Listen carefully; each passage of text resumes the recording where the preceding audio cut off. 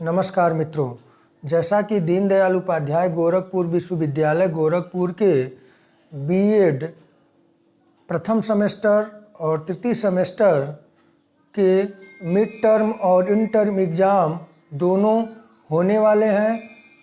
परीक्षा तिथि आ चुकी है। मैं आप लोगों को फर्स्ट सेमेस्टर और थर्ड सेमेस्टर दोनों सेमेस्टर से संबंधित महत्वपूर्ण प्रश्नों को करा रहा हूं। इसके पहले मेरी वीडियो बन चुकी है, मैं आप लोगों को प्रस्तुत कर चुका हूं। आप लोग उसे देखें और इस समय फर्स्ट सेमेस्टर के first paper fundamentals of education से संबंधित एक वीडियो मैं डाल चुका हूं। आप लोग उसे देखें, अच्छी तरीके से तैयार करें। मेरा प्रयास है कि आप लोगों का पूरा सिलेबस फोकस हो, क्योंकि CBCS पैटर्न के अंतर्गत जो परीक्षाएं इसके पहले एक ही बार हुई हैं और जहां से जिन टॉपिकों से प्रश्न बने हैं उनसे संबंधित मैं अब मेरे चैनल पे उस पेपर जो पहले हुए हैं वो साल पेपर आपके समक्ष हैं। आप चैनल पे जाके देख सकते हैं। समय कम है, इसलिए मैं प्रयास किया हूँ जो कॉन्सेप्चुअल पेपर हैं, प्रश्न हैं, उनको आपको पहुँचाऊँ और जो प्रश्न बनेंगे आपसे, जो कॉमन सेंस पे बनेंगे, वो प्रश्न आपको करना होगा। तो आइए बिना देर किए शुरू करते हैं। जैसा कि मैं बता ही चुका हूँ कि दीनदयाल उपाध्याय गोरखपुर विश्वविद्यालय गोरखपुर के BEd first semester first paper fundamentals of education, code है EDU BEd 101, शिक्षा के मूल तत्व। इससे मैं प्रश्न जो बनाया हूँ उसके आगे क्रम किया हूँ। यह परिभाषा है, शिक्षा बालक के भौतिक, सामाजिक एवं आध्यात्मिक परिवेश में विकास की प्रक्रिया है। यह परिभाषा है। यह परिभाषा देगा और पूछ देगा कि यह परिभाषा किसकी है। तो यह प्रसिद्ध परिभाषा टी रेमंड महोदय की है। परिभाषा एक बार और देखें आप। शिक्षा बालक के भौतिक, सामाजिक एवं आध्यात्मिक परिवेश में विकास की प्रक्रिया है। टी रेमंड महोदय का स्टेटमेंट है। दूसरा प्रश्न है, शिक्षा का प्रथम कार्य एक प्रच्छन्न मनुष्य, एक छुपा हुआ शिशु, एक दफनाया हुआ प्राणी को मुक्त करना है। एक बार और परिभाषा आप देखें। शिक्षा का प्रथम कार्य एक प्रच्छन्न मनुष्य, एक छिपा हुआ शिशु, एक दफनाया हुआ प्राणी को मुक्त करना है। किसने कहा? तो प्रसिद्ध कथन मारिया मॉन्टेसरी का है। यहीं से एक प्रश्न और बनता है जो कि आसान है, आप कर लेंगे, कि मॉन्टेसरी प्रणाली के जनक कौन हैं? तो मारिया मॉन्टेसरी हैं। अगला प्रश्न है, विद्या के समान दूसरा कोई नेत्र नहीं है। यह परिभाषा कहाँ है, चाहे कहाँ कहा गया है? तो यह महाभारत में वर्णित है कि विद्या के समान दूसरा कोई नेत्र नहीं है। अगला प्रश्न है, शिक्षा मनुष्य के संपूर्ण जीवन से संबंधित क्रिया है। शिक्षा मनुष्य के संपूर्ण जीवन से संबंधित क्रिया है। यह कथन किसका है? तो यह प्रसिद्ध कथन एडलर महोदय का है। अगला है, शिक्षा संपूर्ण मानव का विकास है। शिक्षा संपूर्ण मानव का विकास है। यह किसने कहा? तो यह प्रसिद्ध कथन जो है कमेनियस महोदय का है। आइए अगले प्रश्न को देखें। मनुष्य की अंतर्निहित पूर्णता की अभिव्यक्ति ही शिक्षा है। यह कथन किसका है? तो यह स्वामी विवेकानंद जी का है। मनुष्य की अंतर्निहित पूर्णता की अभिव्यक्ति ही शिक्षा है, स्वामी विवेकानंद ने कहा। अगला प्रश्न है, इग्नू की स्थापना कब हुई? तो इग्नू, अगर इग्नू का फुल फॉर्म पूछे तो इग्नू है आपका इंदिरा गांधी राष्ट्रीय मुक्त विश्वविद्यालय। यह है इंदिरा गांधी राष्ट्रीय मुक्त विश्वविद्यालय की स्थापना कब हुई? तो यह हुई 1985 ईस्वी में। और इसका मुख्यालय कहाँ है? तो दिल्ली में। यानी कि इग्नू कहाँ स्थापित है? तो दिल्ली में। यहाँ से प्रश्न बना है पिछली बार, आप देख सकते हैं। तो यहाँ से प्रश्न बनेंगे, तैयार कर लें। अगला प्रश्न है, उत्तर प्रदेश राजर्षि टंडन मुक्त विश्वविद्यालय कहाँ स्थित है? तो उत्तर प्रदेश राजर्षि टंडन मुक्त विश्वविद्यालय प्रयागराज, इलाहाबाद, यानी कि अब नाम प्रयागराज है तो प्रयागराज में है। आप इसे तैयार करें। प्रश्न संख्या 9 है, शिक्षा का अधिकार अधिनियम कब लागू हुआ? तो शिक्षा का अधिकार अधिनियम कब लागू हुआ? तो 1 अप्रैल 2010 ईस्वी को। बहुत ही महत्वपूर्ण प्रश्न है, हर परीक्षाओं में पूछा जाता है कि शिक्षा का अधिकार अधिनियम कब लागू हुआ? तो 1 अप्रैल 2010 को। और शिक्षा का अधिकार अधिनियम कब पारित हुआ था? 2009 में, और लागू किया गया 1 अप्रैल 2010 को। तो आप इसे देख लें। और यहाँ से प्रश्न मैं पिछले वीडियो में बनाया हूँ कि भारत में शिक्षा कहाँ पर है संवैधानिक रूप से? तो भारत में शिक्षा जो है वह समवर्ती सूची में है, जिस पर समवर्ती सूची ऐसे विषय होते हैं जिस पे केंद्र और राज्य दोनों का अधिकार होता है, दोनों कानून बना सकते हैं। अगला प्रश्न है, बेसिक शिक्षा प्रणाली का माध्यम क्या है? तो बेसिक शिक्षा प्रणाली का माध्यम है मातृभाषा। और यहीं से प्रश्न बनेगा कि बेसिक शिक्षा प्रणाली के प्रणेता कौन है? तो महात्मा गांधी हैं। इसे बुनियादी शिक्षा प्रणाली भी जाना जाता है, वर्धा शिक्षा योजना के नाम से भी जाना जाता है। और इसका सन पूछे तो 1937 ईस्वी आप तैयार करेंगे। बेसिक शिक्षा प्रणाली का जो क्रियान्वयन किया गया 1937 ईस्वी में, तो आप इसे भी तैयार कर लें। अगला प्रश्न है, समुदाय के आवश्यक तत्व हैं। समुदाय के 3 महत्वपूर्ण आवश्यक तत्व हैं। पहला है एक निश्चित भूभाग, दूसरा है मानव समूह, और तीसरा है हम की भावना।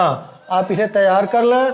अगला प्रश्न है, समुदाय एक ऐसा सामाजिक समूह है जो एक निश्चित भूभाग में निवास करता है और जिसमें हम की भावना पाई जाती है। यह कथन किसका है? यह परिभाषा किसने दी है? ऐसे प्रश्न बनेगा कि समुदाय एक ऐसा समूह है जो एक निश्चित भूभाग में निवास करता है और जिसमें हम की भावना पाई जाती है। पिछली बार ये प्रश्न पूछा गया था, महत्वपूर्ण प्रश्न है। तो यह स्टेटमेंट जो है बोगार्डस महोदय का है। प्रश्न संख्या 13 है, समुदाय सामान्य जीवन का एक क्षेत्र है। समुदाय सामान्य जीवन का एक क्षेत्र है। तो यह परिभाषा जो है यह मैकाइवर एवं पेज महोदय की है और मैकाइवर पेज द्वारा लिखित पुस्तक है सोसाइटी, यानी कि समाज। और यहीं से एक प्रश्न पूछेगा कि निम्न में से समुदाय का उदाहरण है। तो उसमें जो ऑप्शन दिया रहेगा गांव जो है वह समुदाय का उदाहरण है। आप उसे देख लें, तैयार कर लें। अगला प्रश्न है, राज्य के आवश्यक तत्व कितने हैं? राज्य के आवश्यक तत्व कितने हैं? तो राज्य के आवश्यक तत्व 4 हैं। आप जानते भी होंगे। पहला है निश्चित भूभाग, दूसरा है जनसंख्या, और तीसरा है सरकार, और चौथा है संप्रभुता। और राज्य का सबसे महत्वपूर्ण अंग क्या है? वह है आपका संप्रभुता। बिना संप्रभुता के राज्य नहीं हो सकता। अगला प्रश्न है प्रश्न संख्या 15, लोकतंत्र के मूल्य। लोकतंत्र के मूल्य कौन है? तो लोकतंत्र के जो महत्वपूर्ण मूल्य हैं वह हैं समानता, स्वतंत्रता और भ्रातृत्व। लोकतंत्र या जनतंत्र के मूल्य पूछे तो समानता, स्वतंत्रता और भ्रातृत्व। अगला प्रश्न है, लोकतांत्रिक पाठ्यक्रम कैसा होता है? तो लोकतांत्रिक पाठ्यक्रम जो होता है वह लचीला होता है, जिससे कि लोकतांत्रिक व्यवस्था को सुचारू रूप से चलाया जा सके। ये भी प्रश्न पिछली बार पूछा गया था। 4 ऑप्शन थे, एक था कठोर, दूसरा था लचीला, और एक था कि उसमें तानाशाही अधिनायकवादी। तो जो सही होता है वह होता है लचीला लोकतांत्रिक पाठ्यक्रम। अगला प्रश्न है प्रश्न संख्या 17, राष्ट्रीयता के विकास में बाधाएं। ऑप्शन देगा, आपको चयन करना होगा। तो राष्ट्रीयता के विकास में जो बाधाएं हैं वो जातिवाद है, सांप्रदायिकता है, क्षेत्रीयता है। कौन कौन? तो राष्ट्रीयता के विकास में जो महत्वपूर्ण बाधाएं हैं, जो कि राष्ट्र के विकास में बाधा उत्पन्न करती हैं, उसमें है जातिवाद, सांप्रदायिकता या संप्रदायवाद और क्षेत्रीयता। ये जो है भावनाएं या बाधाएं हैं राष्ट्रीयता के विकास में। अगला प्रश्न है, भावनात्मक समिति के अध्यक्ष कौन थे? भावनात्मक समिति के अध्यक्ष कौन थे? तो भावनात्मक समिति के जो अध्यक्ष थे वह थे डॉक्टर संपूर्णानंद। और भावनात्मक समिति का गठन कब किया गया? तो 1961 ईस्वी में। अगला प्रश्न है प्रश्न संख्या 18, राष्ट्रीय एकता समिति की स्थापना कब हुई? तो राष्ट्रीय एकता समिति की स्थापना 1967 ईस्वी में हुई। और इसके अध्यक्ष कौन थे? तो इसके अध्यक्ष तत्कालीन प्रधानमंत्री श्रीमती इंदिरा गांधी थी। तो आप इसे तैयार कर लें। अगला प्रश्न है प्रश्न संख्या 19, संस्कृत किसका योग है? तो संस्कृत परंपराओं का, रीति रिवाजों का और प्रचलित व्यवहारों का योग है। संस्कृत जो है वह परंपराओं का, अपने पूर्वजों द्वारा जो परंपराएं, रीति रिवाज बनाए गए, जो प्रणालियां बनाई गई, वो सब हमारे संस्कृत के योग हैं। आइए अगला प्रश्न है प्रश्न संख्या 20, संस्कृति पर्यावरण का मानव निर्मित भाग है। संस्कृति पर्यावरण का मानव निर्मित भाग है। यह कथन किसका है? तो यह प्रसिद्ध कथन हर्षकोविट्स महोदय का है कि संस्कृति पर्यावरण का मानव निर्मित भाग है। तो आप लोग इसे तैयार कर लें। एक प्रश्न और बनता है कि भारत में सर्वप्रथम, यहाँ देख लें, भारत में सर्वप्रथम मुक्त विश्वविद्यालय कहाँ खोला गया? मुक्त विश्वविद्यालय कहाँ पर खोला गया? तो यह खोला गया था आंध्र प्रदेश में। यह खोला गया था आंध्र प्रदेश में। तो इसे भी आप लोग तैयार कर लें। तो मित्रों, मैं फर्स्ट पेपर से संबंधित 2 वीडियो बनाया हूँ और इस पर्याप्त है कि जो आपके कॉन्सेप्ट पूछेगा या आपसे जो परिभाषाएं पूछेगा, स्टेटमेंट पूछेगा, वो सब चीज़ें आसानी से आप मेरे दोनों वीडियो को देख लेंगे, आराम से आपका पेपर हो जाएगा। बस अब जो एनालिसिस बेस्ड प्रश्न बनेंगे, जैसे कि राष्ट्रीयता में बाधक तत्व हैं, तो उसमें दे देगा ऑप्शन। अब ऑप्शन में जो सबसे बेस्ट होगा वो आप, जैसे यहाँ पे क्लियर हो गया कि राष्ट्रीयता के विकास में बाधाएं, मैं तीनों लिख दिया, इसमें से देख लेंगे। इसी में जुड़ जाएगा धार्मिकता, अंधभक्ति, इस तरह की चीज़ें आएंगी। संकीर्णता, जैसे पूछ देगा जाति व्यवस्था कैसी अवधारणा है?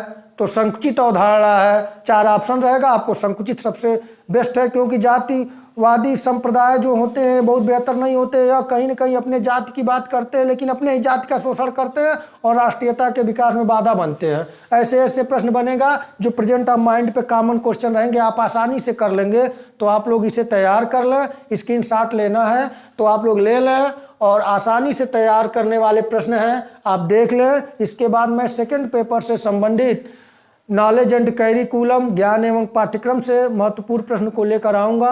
आप लोग चैनल को लाइक, शेयर और सब्सक्राइब करें, इसी शुभकामना के साथ कि आपका पेपर बहुत अच्छा हो, आपकी तैयारी अच्छी हो, आप अच्छे अंकों से पास हों। नमस्कार।